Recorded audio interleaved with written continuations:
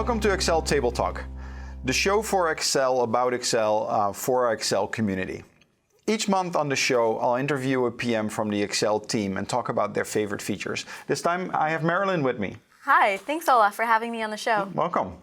Before we dive in, I want to quickly highlight the community as usual. I want to show you what we have going on here. So if you go to the community at office.com/excel/community, you can sign up right there. You see here on my screen, we have a lot of different areas where you can dive in to ask questions, have discussions with PMs, and our MVPs are on there as well. Each month, I also like to highlight somebody, and this month you can see on this page, if I scroll down, obviously you see Excel Table Talk embedded right there where you can see our episodes. But you also see one of our top contributors is Igal. Igal is actually part of the Excel team. He's a PM, great guy, and he's active on this community. So it's really nice to see how the team is engaging with people on the community and answering questions. The reason I'm calling out Igal this time is Igal actually made a really great blog post. So if you click on blogs, like you can see here on the community, there's a blog about Excel and microbit. Igal wrote that one. A really cool read about microbit in education and Excel, how you can tie them all together. And so for that, thank you, Igal, for being part of the community and being the member of the month. Now, having said that, let's dive in. Welcome on the show. Talk a little bit about yourself. What do you do? What do you work on? So I'm a program manager on the team, just like you, and I work on our data visualizations. Oh, that's cool. What can you show us this time? So today we're going to talk about 3 chart types that we shipped last year: waterfall, tree map, and map charts. So we're going to dive in using a data set on the Seattle Art Museum. So we're based in the Puget Sound area. Seattle Art Museum is one of the great cultural artifacts of Seattle. And they were kind enough to share some of their revenue data with us. Diving in here, we're going to start with a waterfall chart. So what I'm looking at is the 2014 financial statement for the Seattle Art Museum. And we can use these waterfall charts to show how positive or negative values affect a total or final value, like net income, for instance. So we'll start here building a revenue chart. And I'm going to select our data here from the financial statement for operating revenue. You can see here at the top, it's one table, all positive numbers. So we'll select this data using Control-Shift and our arrow keys. And then we'll come up here to the Excel ribbon and we'll click Insert.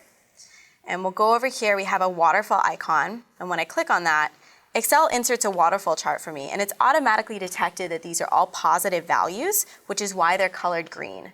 The only thing Excel didn't catch, and we'll increase the size of the chart so it's a little bit easier to read, is that this last value here on the right, this total operating revenue value, is actually a total. It's not a positive value that accrues to something final. So if we click on this, this actually opens our Format Data Point pane.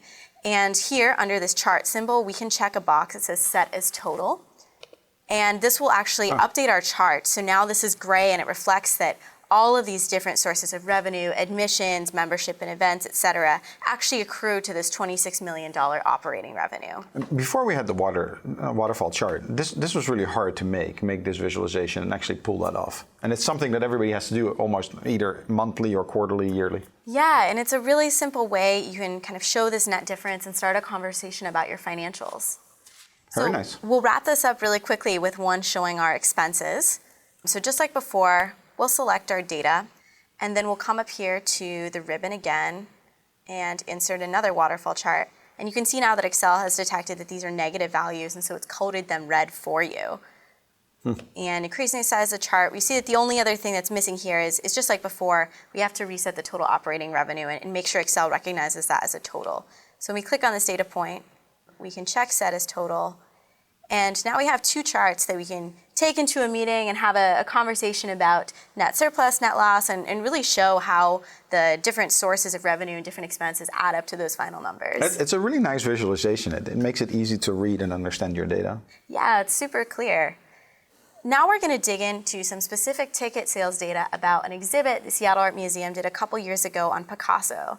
This was the most popular exhibit Sam has ever had. It generated $60 million in economic impact for Washington State. And it boosted the museum's membership to an all-time high. So we can use something called a tree map to help visualize the breakdown of that ticket data. So tree maps are really great to show hierarchies. And if we look at this data set here, we see that there's 2 different types of sales. There's online and on-site ticket sales. And then there's a bunch of different ticket types as well.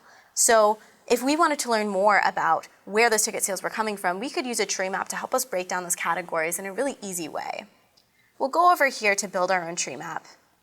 And I can use Control-Shift and my down arrow keys to select my entire data set. And then I come up here to Insert, and I can go over to this tree map symbol, this hierarchy chart symbol. And I select Insert. And now we automatically have a tree map that's showing us different relationships between online and on-site ticket sales, and then breaks those down by ticket type. So we'll increase the size of this so it's a little bit easier for us to dig into. And because this isn't a sort of a negative and positive numerical value comparison, it's probably more useful for us to choose a different color for this chart.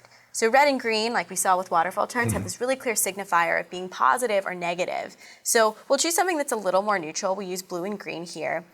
And now looking at the chart, we can see really clearly that it looks like ticket sales were actually split pretty evenly between on-site and online, but that you have a much greater diversity of types of ticket sales for on-site. And if you hover over one of these boxes, we can actually see a tooltip pop up that gives us the ticket type and the number of sales. So we see for teens 13 to 17, about $4,000 worth of sales. You can go over here and see that SAM member guest passes accounted for about the same amount. We can see over here for online sales, for instance, that adult ticket sales accounted for $228,000 roughly.